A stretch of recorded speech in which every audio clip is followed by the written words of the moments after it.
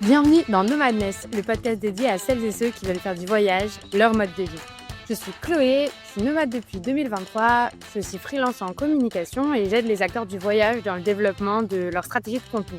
Dans le podcast Nomadness, on se retrouve chaque semaine pour découvrir un nouvel aspect du mode de vie nomade en solo à travers un partage de réflexions, des conseils pratiques, une rencontre ou encore la découverte d'une destination.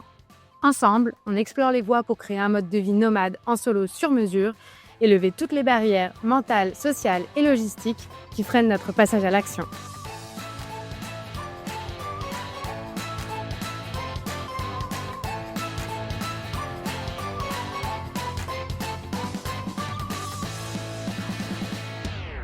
Tu ce truc de, tu pas forcément pris au sérieux parce que, les gens, ils savent que tu es nomade, donc ils te considèrent même pas, en fait, pour une relation sérieuse, ça peut les effrayer.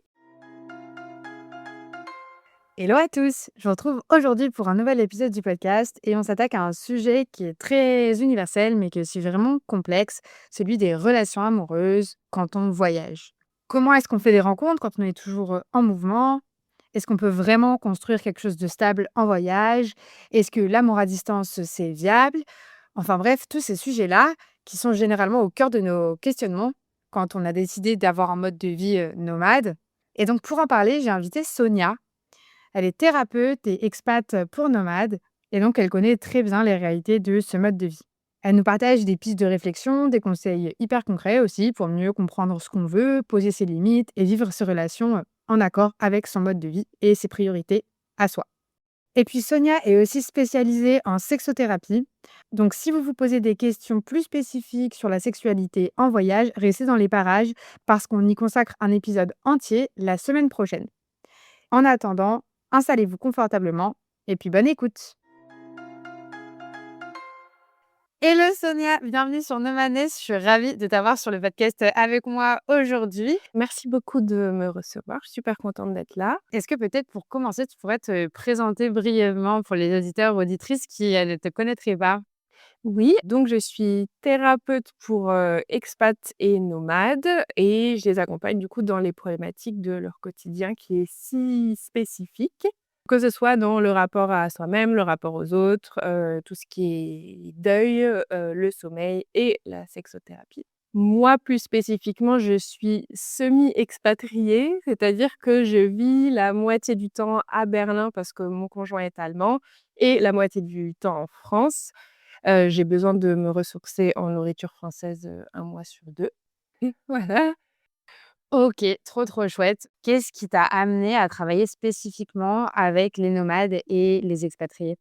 Donc j'ai déjà eu des expériences de digital nomadisme en Asie, en Amérique du Sud et mon but, c'est à terme d'être la moitié du temps, je pense, digital nomade et donc comme je disais, j'ai cette expérience de semi-expatriation et je me suis dit donc bien sûr, il y a beaucoup de positifs, mais j'ai rencontré aussi des problématiques que jamais j'aurais pu rencontrer, dans la vie de tous les jours sans avoir ces expériences-là et j'ai vu d'ailleurs en rentrant que c'est pas du tout des problématiques qui parlent aux gens qui n'ont pas ce style de vie-là et d'ailleurs, ils ne les comprennent pas, souvent même parfois ça ne les intéresse pas d'en entendre parler et du coup, je me suis dit: «Moi, quand je vais voir un thérapeute, j'ai envie de m'assurer que les problématiques de mon quotidien, il va les comprendre». Par exemple, si j'ai beaucoup d'anxiété, je sais pas, je fais des crises de panique, je vais aller voir un thérapeute qui est spécialisé là-dedans pour être sûre d'avoir un bon résultat et pour moi, c'est la même chose, les expatriés quand ils viennent me voir, c'est qu'ils savent que je vais comprendre leur mode de vie. Il y aura aucun jugement, bien entendu, les thérapeutes, sont sans jugement aussi mais du coup, on va résoudre plus rapidement les problématiques parce que je suis au courant, que je sais déjà comment ça se passe, comment la vie se passe et même parfois, c'est souvent moi qui leur rappelle: «Oui, mais oublie pas que tu as ce type de problématique-là de par ton style de vie. Donc déjà, tu te mets plus de complications parce que tu as pas choisi, le style de vie, le plus facile» et même au-delà de ça, je me souviens, j'avais écouté un podcast qui disait que la cible, donc les gens avec qui on voulait travailler, c'était des gens qu'on devait admirer et pour moi, les nomades et les expatriés, c'est ça, quoi. Super intéressant et peut-être pour déjà axer spécifiquement sur le sujet de la sexualité, quelles sont les problématiques qui sont spécifiques justement aux nomades ou aux expatriés dans ce rapport aux relations amoureuses et à la sexualité? Alors pour moi, c'est divisé en 2 catégories. Il y a le nomadisme, solo en tant que célibataire ou en couple mais à distance et le nomadisme en couple. Donc quand on est solo, bah, il y a toute cette dimension de célibat donc qu'elle soit voulue ou qu'elle soit subite.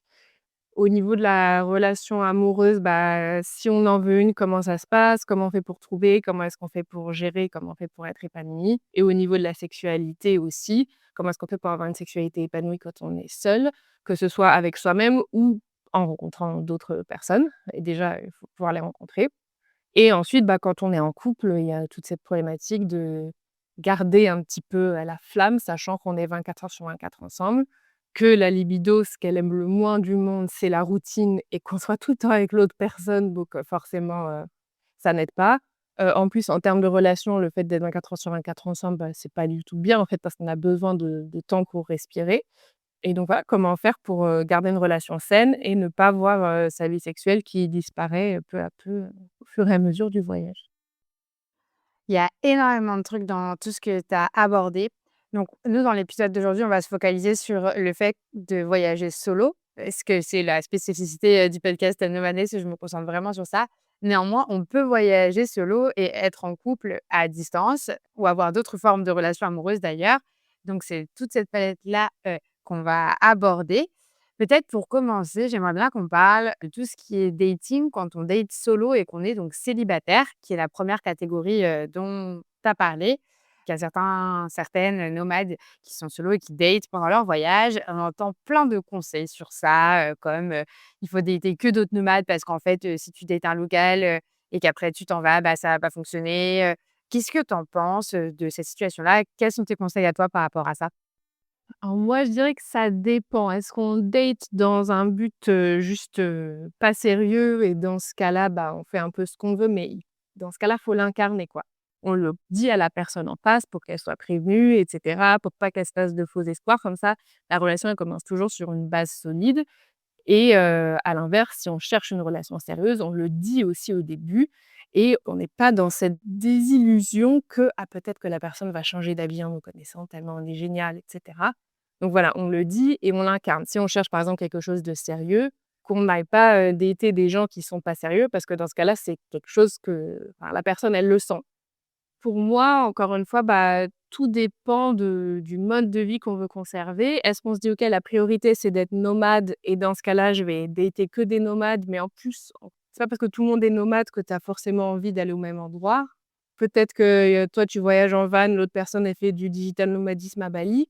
Pour moi, c'est pas parce que tu vas dater un nomade que ce sera forcément plus facile. Est-ce que tu as envie de transformer ton voyage solo en voyage en couple? Ça n'a absolument rien à voir. Le quotidien, c'est pas du tout le même. Faut voir aussi si la personne en face, par exemple, elle serait ouverte à faire de la relation à distance. Ça peut être aussi une option. Mais pour moi, il faut vraiment être clair. OK, par exemple, je veux pas de relation à distance, bah, je le dis directement, je laisse pas la porte ouverte. Que l'autre personne en face, elle s'imagine pas, que ça va être OK. Comment on fait pour savoir ce qu'on veut? C'est-à-dire que quand on rencontre quelqu'un, on ne sait pas forcément tout de suite si on veut du sérieux, si on veut pas du tout du sérieux. On n'est pas forcément complètement fermé à l'un ni complètement fermé à l'autre. Savoir si une relation à distance, ça peut être une option ou pas, si on l'a jamais vécu, on ne sait pas forcément. Même le fait d'avoir, une relation sérieuse, ben, c'est pas forcément quelque chose dont on a l'habitude. Comment on fait pour identifier nos besoins et ce qu'on veut vraiment? Je dirais, faut voir vraiment tes priorités. OK, moi, ma priorité, c'est, de rester, nomade et par exemple de voyager en solo. OK, bon, bah, à partir de ça, tu te dis: «OK, bon, bah, est-ce que là, dans ce moment-là de ma vie, par exemple, je suis prête à tester, je sais pas, la relation à distance?» En fait, il faut tester et ajuster. Pour moi, tu peux pas savoir ce que tu aimes, sans l'avoir testé. Il y a des personnes qui tout de suite, par exemple, ça c'est quelque chose qu'on entend beaucoup: «Ah non, surtout pas de relation à distance». Et bon, bah, dans ce cas-là, faut les croire, quoi. OK, bon, bah, très bien, si tu veux pas t'investir et cetera. Je pense que tu peux voir aussi, par exemple, tout ce qui concerne relation à distance, est-ce que tu es forte pour garder contact avec tes amis ou tes proches, qui sont pas dans ton pays? Si oui et que ça marche bien, bon, bah, c'est probable que ça marche. Sinon, bah, peut-être pas. Pareil pour la relation longue, à voir toi, OK, une relation longue, mais dans quel contexte? Est-ce que ce sera à distance? Est-ce que tu te vois voyager avec quelqu'un? Est-ce que, je sais pas, tu as déjà, voyagé avec, des amis, tu as trouvé ça génial? Ou est-ce que toi, ça t'horripile de voyager avec quelqu'un d'autre, déjà, tu le sais et dans ce cas-là, voilà, tu te dis: «Bon, bah, peut-être que je vais rester seule».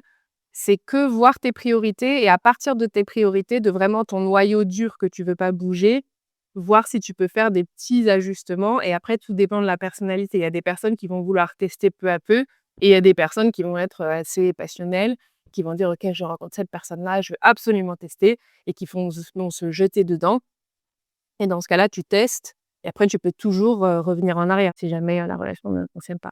Ouais, bien sûr. Donc en fait, ce que je comprends de ce que tu dis, c'est que peut-être, ça demande d'abord un vrai travail sur, soi, de identifier ses besoins, de se comprendre d'abord soi-même pour savoir ensuite ce qu'on va chercher avec quelqu'un d'autre. C'est ça?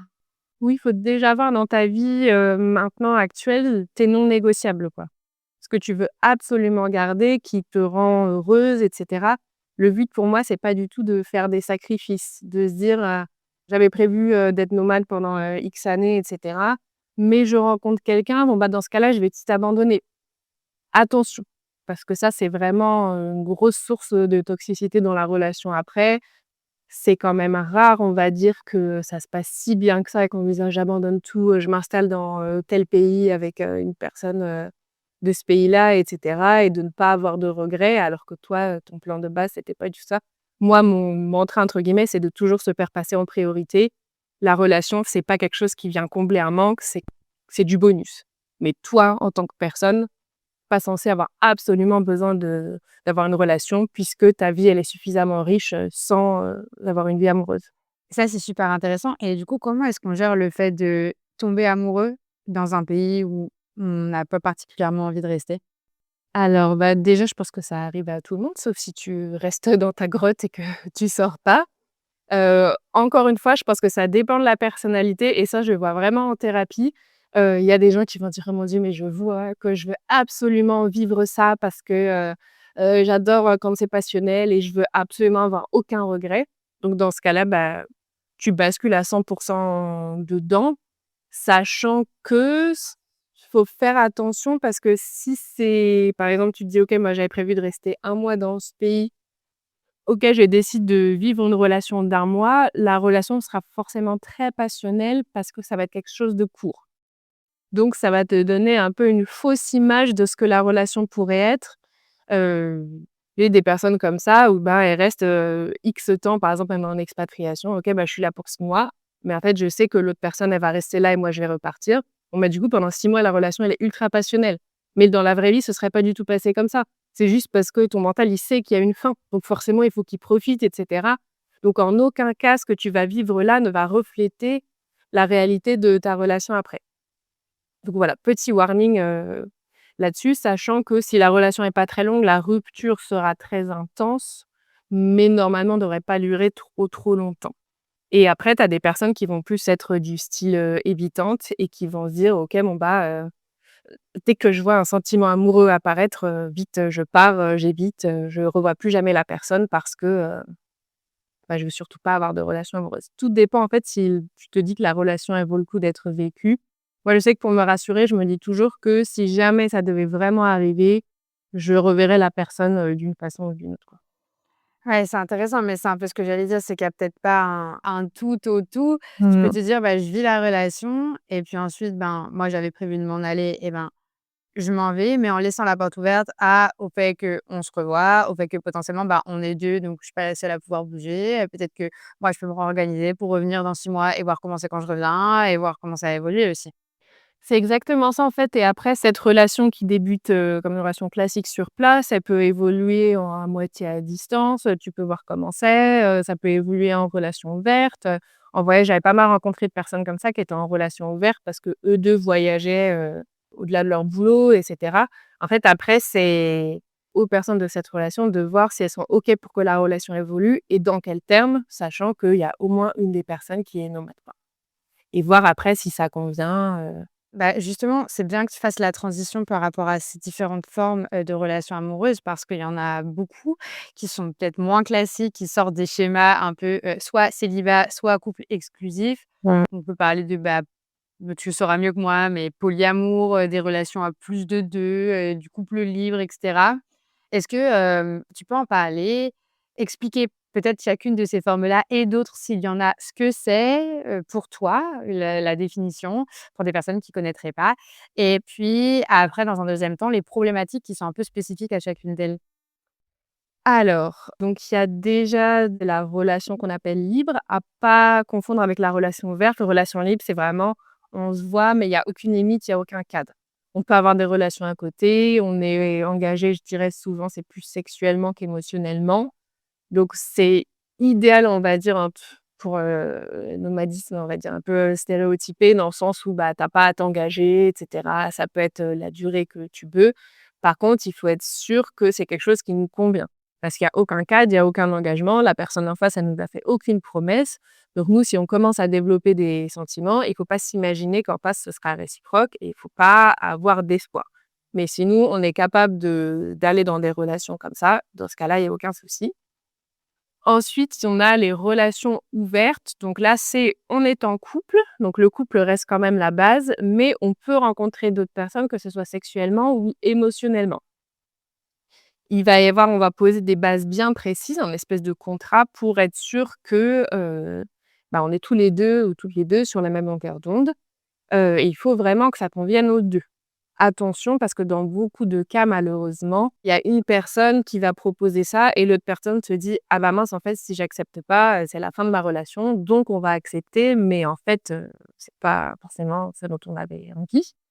Donc pour moi, c'est totalement OK si on est nomade. Encore une fois, il faut que les 2 soient vraiment OK et ça peut faire un renouveau, dans la vie sexuelle où quand on est dans cette vie, on est tout le temps l'un sur l'autre et cetera. Peut-être qu'aller voir d'autres personnes, ça peut un petit peu, stimuler la libido et du coup, avoir des répercussions positives sur notre couple. Encore une fois, il faut que ce soit vraiment très sain et bien discuté. C'est quelque chose qui se rediscute au fur et à mesure, même pour régler les paramètres et cetera. Il faut que ce enfin, il faut être absolument dans une communication, très, intense, très ouverte. Tu as dit que dans la relation ouverte, ça pouvait être ouvert à d'autres, rencontres, soit sexuellement, soit émotionnellement, mais j'imagine que ça peut être l'un ou l'autre ou les 2. Ouais, D'accord. tout dépend du cadre, en fait. En fait, c'est toi qui décides. Il y en a beaucoup, par exemple, qui vont dire, on n'est que 2 émotionnellement liés, mais c'est plus sexuellement parlant, bah, qu'on va aller, voir d'autres personnes, quoi. Mais encore une fois, c'est vraiment le cadre de la relation et ça change pour chaque personne, sachant que dans la relation ouverte, il y a certains couples qui vont dire: «OK, on va avoir d'autres personnes, mais on se le dit pas». Donc il y a pas forcément cette communication qui est très ouverte à ce niveau-là pour savoir ce qui se passe en dehors du couple et cetera et voilà et encore une fois, il faut que les 2 soient vraiment sur la même longueur d'onde, quoi. Ensuite, on a le polyamour, donc là, c'est de l'engagement émotionnel et pas que sexuel, donc c'est un niveau au-dessus. Donc tout le monde est au courant. Par exemple, imaginons, moi, je suis, engagée émotionnellement avec 2 autres personnes. Tout le monde le sait, c'est pas un secret. Tout le monde est OK avec ça, tout le monde a donné son consentement. Par contre, les 2 personnes n'ont pas de relation, entre elles. Les challenges là, c'est, bah, déjà quand on maintient une relation avec une personne, c'est compliqué, mais alors avec plus d'une personne, là, le temps qu'il faut, l'énergie, la bonne communication qu'il faut avoir pour, gérer cette relation, voilà. C'est ça, les challenges. Bien sûr, c'est possible, pendant qu'on est nomade, hein, il y a pas de souci. Mais, encore une fois, avoir, les termes de la relation. Est-ce que, moi, je suis nomade seule et que, j'ai une relation à distance? Ou est-ce que, je voyage avec, ces personnes, mais en même temps, comme elles sont pas en couple, c'est plus compliqué aussi et cetera. Donc voilà, ça demande de la logistique et du temps. Ensuite, on a la triade où ça peut être plus. Donc triade, c'est une relation avec 3 personnes, mais ça peut être avec plus. Donc dans ce cas, ça s'appelle plus une triade et dans ce cas-là, c'est un triangle. Donc les 3 personnes sont vraiment liées émotionnellement entre elles et ça peut être une triade qui est exclusive ou non. Donc soit on est seulement 3, soit par exemple, on va être tous les 3 engagés émotionnellement, mais sexuellement on peut rencontrer d'autres personnes ou émotionnellement et cetera. Donc là, c'est pareil, il faut bien équilibrer les relations, il faut beaucoup de communication parce que, voilà, il faut que tout soit bien équilibré, il faut éviter, les malentendus, les jalousies et cetera. Et donc, bah, c'est pareil, quand on est nomade, c'est OK. Beaucoup de logistique et de temps, à voir si on est à distance, à voir si on voyage ensemble, ça demande encore une fois beaucoup d'efforts, mais tant que c'est sain, c'est OK. Et la dernière, mais qu'on va aborder un peu plus, en détail par la suite, la relation à distance. Donc ça, c'est pareil, il faut du temps, de l'énergie pour le maintenir, c'est pas pour tout le monde. Parce qu'il y a des personnes, tu vois directement, elles ont déjà du mal à répondre aux textos et cetera. Une relation à distance, ça demande, c'est limite, tu as des cases dans ton emploi du temps pour, connecter avec, ton partenaire ou ta partenaire qui est, pas dans le au même endroit que toi et cetera. Mais je trouve que c'est une super alternative et quand ça marche bien et que les 2 personnes sont bien impliquées, bah, c'est super, quoi.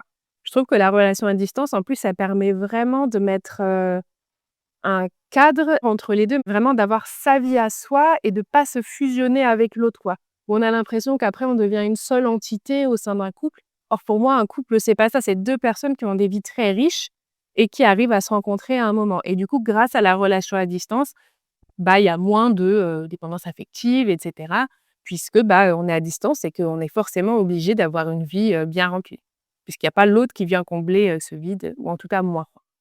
Trop intéressant. Après, j'imagine que ça, c'est pareil, la relation à distance, à la limite, elle peut s'insérer un peu dans tous les autres schémas que tu as mentionnés avant. Exactement. Tu peux tout faire à distance du coup. C'est ça. Et puis, la notion de distance, j'imagine qu'elle est relative parce que déjà, ça peut être, partiellement, c'est-à-dire que ça peut être une partie du temps à distance et une partie du temps où on se réunit. Oui, exactement. Il y a un épisode où on a parlé, de ça avec une nomade, c'est les épisodes 15 et 16, où elle avait son copain qui était sédentaire et elle partait en nomade solo, mais elle revenait régulièrement. Elle adaptait ses itinéraires pour passer aussi du temps avec lui, donc c'était partiellement, à distance.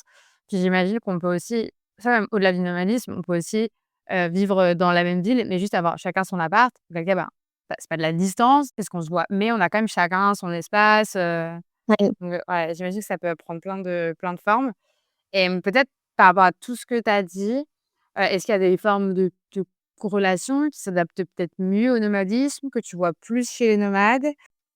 Alors de ce que j'ai vu, il y a beaucoup la distance couplée au couple ouvert parce qu'on n'a pas trop envie de voilà, de se restreindre et cetera, surtout quand, bah, on se voit pas forcément souvent et bah, tout ce qui est relations libres, pas forcément sérieuses, mais dans ce cas-là qui peuvent, devenir rapidement toxique. C'est pour ça que je disais: «Attention vraiment, warning, attention à ce que l'autre personne en face, elle te dit, à ce qu'elle veut, à ses attentes». Notamment quand on est en recherche de quelqu'un, bah, d'une relation sérieuse et qu'on a l'impression que la personne, elle est super, mais en face, en fait, elle a dit: «Bah non, clairement, ça deviendra jamais sérieux». De vraiment la croire et cetera, voilà. Mais pour moi, ouais, je dirais en relation à distance, quand c'est bien géré, beh, c'est top, quoi. Ça il faut pas penser qu'on meurt si, on voit pas une personne pendant 3 semaines, quoi, hein. C'est les gens en relation à distance, ils sont très heureux. Je me demande s'il y a des études là-dessus d'ailleurs, qui montrent que, la relation à distance, quand elle est bien équilibrée, bien gérée, que les gens, ils sont encore plus heureux. Bien sûr, il faut encore une fois que les 2 soient vraiment OK pour que ce soit à distance, quoi. Qu'il y ait pas un qui fasse du forcing. Je sais pas s'il y a des études, mais en tout cas, il y a des témoignages, donc je ça a de la force aussi. Oui. Quand tu es nomade, donc tu bouges régulièrement, tu as un défi de rencontrer des nouvelles personnes à chaque fois, d'une part, d'arriver à entretenir les relations avec les personnes que tu as rencontrées précédemment, d'autre part. Et peut-être plus spécialement sur, la question de la relation amoureuse, comment est-ce qu'on fait pour rencontrer des gens dans un endroit où on arrive et on connaît personne? Beh, encore une fois, il faut pas rester dans sa grotte. Il faut sortir, toi, je sais que tu disais que tu faisais beaucoup d'activités et en fait, bah, c'est ça, il faut rencontrer du monde. Il faut pas s'imaginer que les gens, ils vont frapper à notre porte, alors qu'on reste, tout le temps chez nous et encore une fois, pour moi, si on est bien dans sa ligne de conduite, on sait ce qu'on veut, souvent, on va réussir à attirer les bonnes personnes si c'est vraiment bien incarné et du coup, bah, sortir, être ouvert. Alors il y a des gens qui sont pour les applis de rencontres, d'autres non. C'est clair qu'il faut être bien accroché sur les applis de rencontres. Après, 1 parmi 10 000, peut être bien, donc on peut avoir, de la chance et sinon, bah, sortir, garder l'esprit ouvert, tout en sachant ce qu'on veut pour, souffrir le moins possible, quoi et je dirais ne pas avoir non plus trop d'attentes, dans le sens où on sait jamais quand est-ce qu'on va rencontrer, la bonne personne. J'ai des personnes en thérapie qui disent: «Mais, moi je sors tous les soirs, je rencontre des gens, quasiment toutes les semaines, à chaque fois il y a une petite connexion, mais à chaque fois, bah, il se passe rien» et je dis: «Ouais, mais en fait, Vraiment, il faut pas que tu aies une attente comme ça d'espérer qu'à chaque fois que tu vas avoir une interaction positive avec quelqu'un, il va se passer quelque chose, parce que ça peut prendre énormément, énormément de temps. Donc il faut être patient et peut-être, je dirais pas être trop focus là-dessus non plus, quoi. Mais justement, ça me permet hyper bien de faire la transition avec ce que je voulais aborder maintenant et dont tu as déjà parlé un peu au début de l'épisode, qui est le célibat choisi versus ce que tu as appelé célibat subi. Je trouve que c'est un mot qui est très juste. Et de ce que j'ai vu, il y a beaucoup de nomades solo, notamment des femmes, qui vivent ce moment-là. Parfois, c'est une phase, mais qui s'inquiètent de jamais trouver l'amour, en fait, et qui n'ont pas non plus envie de renoncer à leur mode de vie. Comment on travaille sur ce point-là? Bah, je dirais encore une fois qu'il faut absolument investir les autres, sphères de sa vie. Donc, tu as tout ce qui est, l'amitié, les loisirs, le boulot, la famille et cetera. Pour moi, on peut vivre sans la sphère, relation amoureuse, c'est OK, même si on en veut. Donc, pas être trop focus là-dessus parce qu'en fait, sinon, ça nous rend super malheureuses et se dire: «OK, bon, bah, c'est pas parce que ça arrive pas maintenant que ça ne va pas arriver». Alors je dirais le réel souci, c'est si on veut des enfants et qu'on a un peu un espèce de timing et mon conseil que je donnerais, c'est vraiment mieux vaut être seul que mal accompagné parce que quand on fait des enfants avec un imbécile, c'est pire que tout, en fait. Il vaut mieux continuer à chercher, ne pas être obsédé par ça, rester ouvert. On fait des rencontres, en plus en tant que nomade, on fait très souvent des rencontres. C'est pas du tout, quand on a un job classique et on sait jamais, quand est-ce qu'on va rencontrer des nouvelles personnes. Rester ouvert, continuer à faire des activités et cetera et investir les autres, sphères de sa vie, mais on n'a pas besoin d'abandonner et de se dire qu'on rencontrera jamais personne. Je dis toujours: «L'objectif ne change pas, c'est juste le timing». OK, je vais rencontrer quelqu'un, je sais juste pas dans quelles circonstances, quand est-ce que ça va arriver. Je travaille sur mon estime de moi, je sais que je suis une super personne, que quelqu'un d'autre, aurait énormément de chances, d'avoir en tant que partenaire. Mais pour l'instant, bah, j'ai pas la bonne personne et dans ce cas-là, il faut surtout pas abaisser ses standards. Si tu as des standards qui sont «élevés» entre guillemets de base, il faut les garder. Tu peux pas abaisser tes standards et te retrouver en couple après avec quelqu'un, qui te correspond pas ou qui est pas aussi bien que toi. Donc tu gardes tes standards très élevés et t'inquiète, tu finiras par rencontrer quelqu'un, mais juste peut-être pas là où tu es, peut-être pas maintenant et ça peut être un petit peu désespérant, notamment si on est sur les dating apps et qu'on fait des dates tout le temps et qu'on voit que c'est toujours les mêmes schémas qui se répètent, parce que c'est souvent le cas et j'ai pas mal de clients qui viennent me voir justement parce qu'elles sont célibataires et qu'elles en souffrent et du coup, bah, voilà, on travaille sur investir le reste, garder une bonne estime de soi et c'est pas parce que tu rencontres personne qui est à ta hauteur que ça veut dire que toi, tu es pas super et qu'il faut abaisser tes standards. Donc en fait, si je reformule, il faut accepter potentiellement d'y renoncer ou en tout cas de ne pas en faire la priorité, mais en travaillant quand même sur soi-même pour optimiser les chances, que ça arrive. Oui, puis c'est pas un renoncement, total. C'est OK, maintenant c'est pas ma priorité, mais c'est pas parce que c'est pas ta priorité que ça peut pas arriver, tu vois? Il y a plein de personnes maintenant qui disent: «Ah bah, j'ai rencontré, l'amour à 40 ans et là, c'était vraiment incroyable», sachant que plus tu attends, plus tu te connais et peut-être que là, maintenant, bon, bah, tu arrives pas à trouver pour X raisons. On peut se le dire aussi que, notamment en tant que femme hétéro, les personnes qu'on a à disposition sont parfois pas très qualitatives et du coup, bah, forcément, c'est compliqué, quoi. Quand tu veux quelqu'un, notamment quand tu cherches quelque chose de sérieux, c'est super compliqué, je trouve, de dater en sachant que tu veux quelque chose de sérieux, où tu te dis: «OK, bon, bah, cette personne-là, tout de suite, je l'envisage comme, le père de mes enfants, machin». Moi, ce que je fais, c'est que j'ai toujours, des questions à poser direct, comme ça je raye, la personne. OK, je sais pas, par exemple, moi je veux pas d'enfant. «Est-ce que tu veux des enfants?» «Oui», au revoir et comme ça, il y a même pas d'imagination. Faut moi, je pose tout de suite les questions directement, comme ça, tu sais où tu en es avec la personne et tu montres qui tu es réellement et comme ça, tu perds pas ton temps avec les personnes, qui sont pas pour toi, quoi. Ouais, c'est trop intéressant. En fait, tu as dit un truc, c'est très vrai, c'est genre plus tu attends, plus tu te connais et ça, je pense que c'est super vrai et je trouve aussi que tu as parlé pas mal des standards. Plus tu attends, plus du coup tes standards, ils sont élevés, quoi.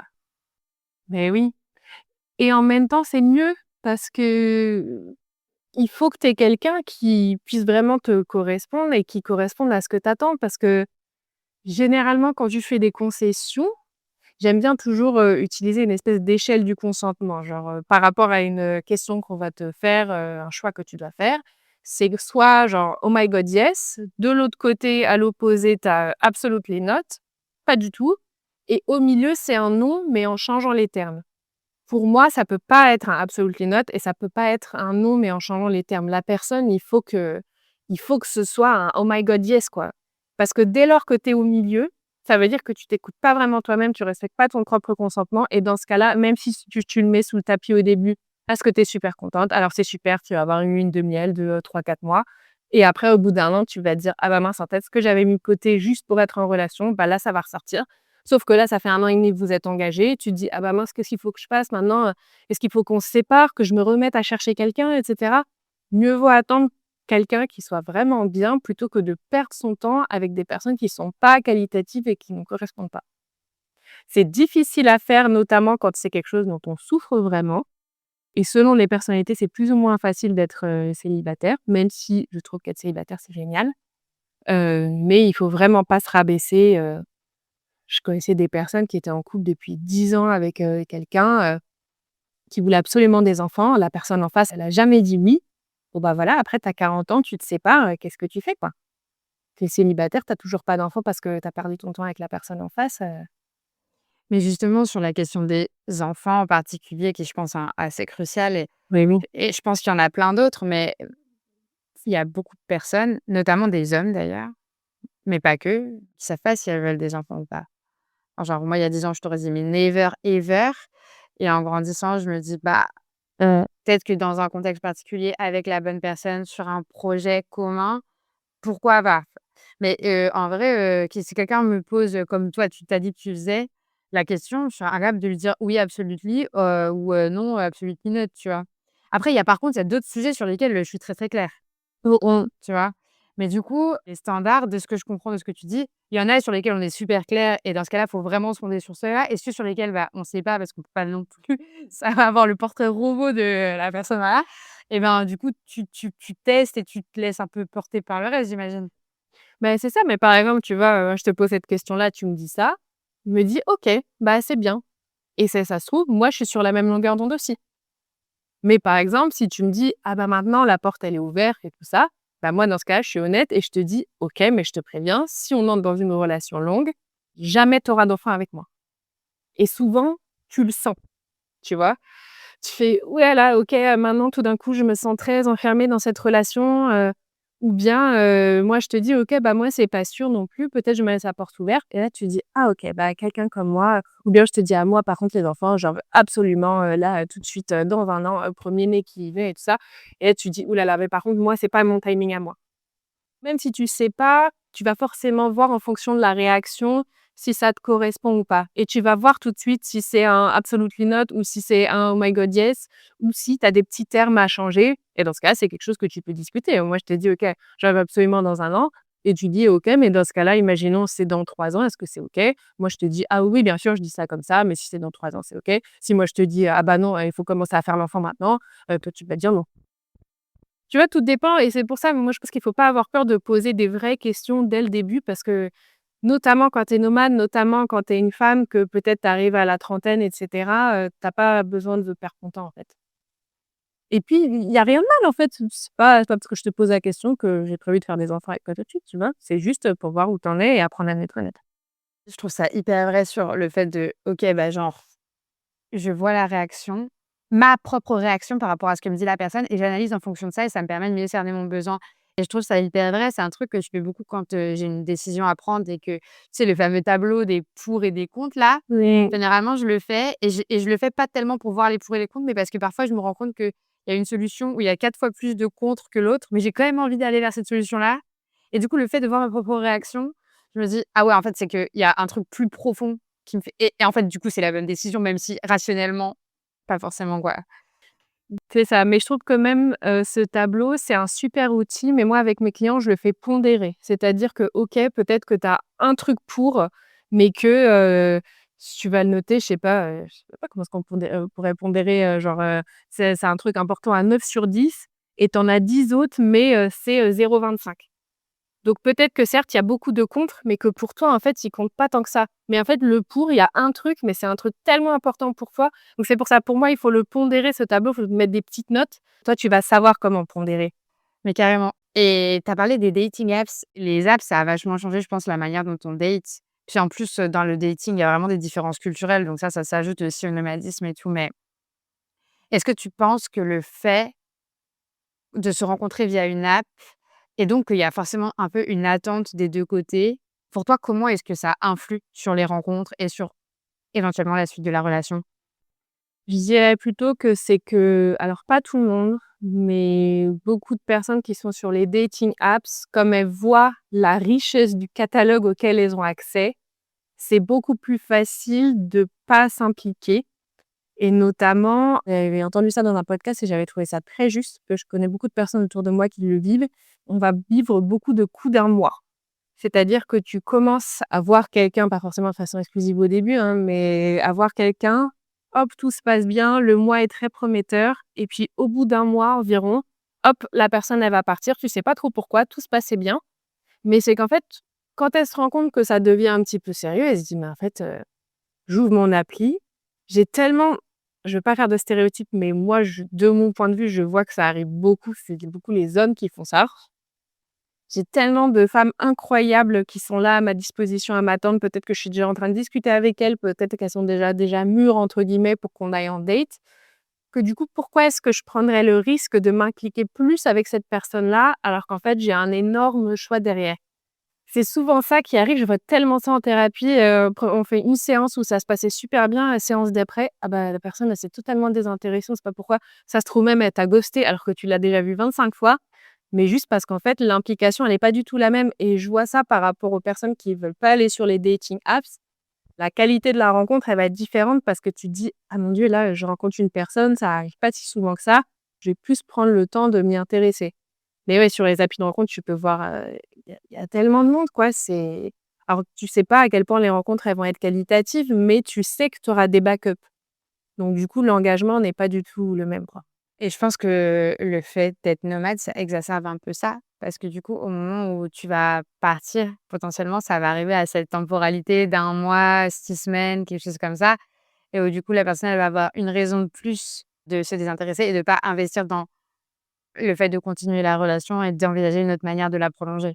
Mais c'est exactement ça. Enfin, c'est en fait, c'est facile parce que la personne, elle te rencontre et elle se dit: «Ah bah, c'est super, elle reste, 5 semaines. Ah bah, on va se mettre en couple pendant 5 semaines et puis après, bon, bah, elle repart». Donc en fait, pourquoi est-ce que je m'impliquerais plus? Et toi, tu es là: «Ah ouais, peut-être on va continuer en relation à distance et cetera». Bah non, en fait, pas du tout. Donc c'est pour ça alors même si la personne, elle peut te mentir et que souvent ça arrive même avec des personnes qui ont spécifié sur leur profil qu'elles voulaient quelque chose de sérieux, essayer d'être le plus clair possible, au début, quoi. Et de se dire de toute façon, on me dit toujours: «Ah oui, mais j'ai peur que ça effraie la personne en face». Oui, mais si la personne en face, elle veut aussi du sérieux, ça va pas l'effrayer, ça va juste montrer que toi, tu es sérieux et impliqué. Par contre, si elle veut pas du sérieux, et ben, ça va l'effrayer, mais tant mieux, quoi. Si vous êtes pas sur la même longueur d'onde au début, comme il y a des personnes, je vois que j'ai en thérapie, qui sont très intenses dans leurs relations. Du coup, elles me disent: «Ah, ça fait peur aux autres et tout ça». Je dis: «Ouais, ouais, mais tu finiras par rencontrer quelqu'un qui est très intense aussi et qui aime bien ça. Tu vas pas te changer parce que, la personne là, actuelle, ça lui convient pas, en fait».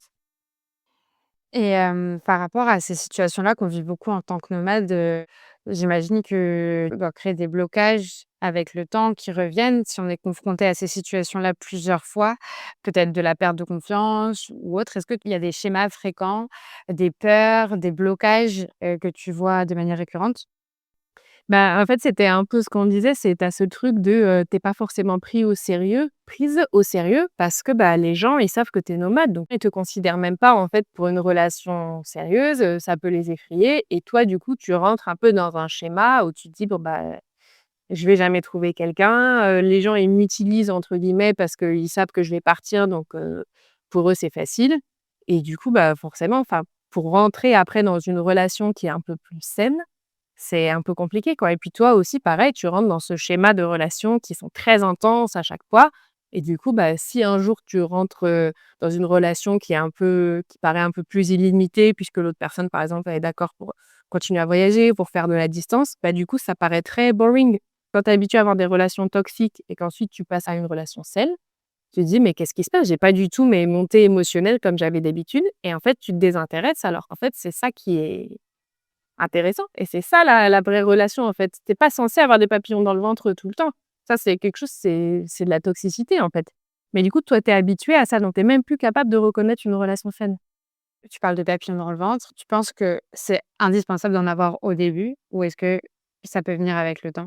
Je pense que ça dépend vraiment de ta personnalité. Tu as des gens qui sont assez passionnels, qui vont vraiment, fonctionner au coup de cœur et cetera, au papillon et tu as des gens qui vont plus être, «Ah bah, on commence d'abord une amitié et cetera et ensuite il peut se développer quelque chose». Tout dépend de ta personnalité. Le tout, c'est que, les papillons, c'est toujours ce truc de nouveauté et d'incertitude. Donc si au bout d'un an, 1 an et demi, alors que tout se passe bien, il y en a encore au quotidien, c'est quand même, signe qu'il se passe des trucs bizarres dans la relation, quoi. Parce que tu es censé être, détendu dans une relation. C'est pas censé t'apporter du stress, c'est pas le but. Les personnes qui ont renoncé à être en couple parce qu'elles n'ont pas voulu renoncer à leur mode de vie nomade et donc n'ont pas, fait, de compromis qui auraient sacrifié ça. Comment est-ce qu'on peut faire la paix avec, ce non-choix justement? Alors pour moi, ça dépend de ce à quoi vraiment tu renonces. Par exemple, si tu renonces à avoir des enfants, moi je le vis pas parce que j'ai pas, envie d'avoir des enfants, mais les personnes qui ont envie d'avoir des enfants, souvent ça te prend aux tripes, quoi. Donc c'est un vrai deuil, en fait. Dans ce cas-là, ce qui est intéressant de faire, c'est, OK, de quoi je suis en train de faire le deuil? OK, d'être en couple, qu'est-ce que ça signifie être en couple? Qu'est-ce que j'avais mis derrière ce couple? Est-ce que j'avais prévu d'avoir des enfants? Est-ce que, je sais pas, je pensais que mes, parents, ils allaient avoir les enfants, tous les mercredis après-midi? Est-ce que je pensais qu'on allait, vivre, comme ci, comme ça? En fait, tu décomposes tout et il faut faire le deuil de tout ça, en fait. Le nomadisme, c'est pareil, c'est beaucoup de deuil, hein, je laisse, la vie que j'ai eue pendant un mois, je fais le deuil de tout ça, des personnes que j'ai rencontrées et en fait, c'est ça et après, si tu vois qu'il y a des choses pour lesquelles tu as un petit peu plus de mal, par exemple, bah, notamment les enfants, souvent c'est très compliqué de faire le deuil de pas avoir d'enfants, bah, dans ce cas-là, il faut se faire aider, tu vas en thérapie et tu fais une thérapie de deuil pour arriver à laisser passer et encore une fois, tu investis beaucoup les autres sphères de vie. Tu vas avoir des amitiés super géniales, tu vas avoir des super hobbies, un travail qui te plaît et tu travailles dans ce cas-là pour que, ce manque de sphère amoureuse qui, encore une fois, pour moi, est totalement OK. C'est par exemple, pour moi, c'est plus facile de pas avoir de vie amoureuse que de pas avoir de loisirs, quoi. Dans la balance de ta vie, c'est totalement OK. Mais voilà, mais il faut que les autres sphères de vie soient très investies. Si tu as pas de vie amoureuse, que tu as pas de vie amicale, que tu as pas de loisirs et que tu as que ton travail, bon, là, il y a un petit souci.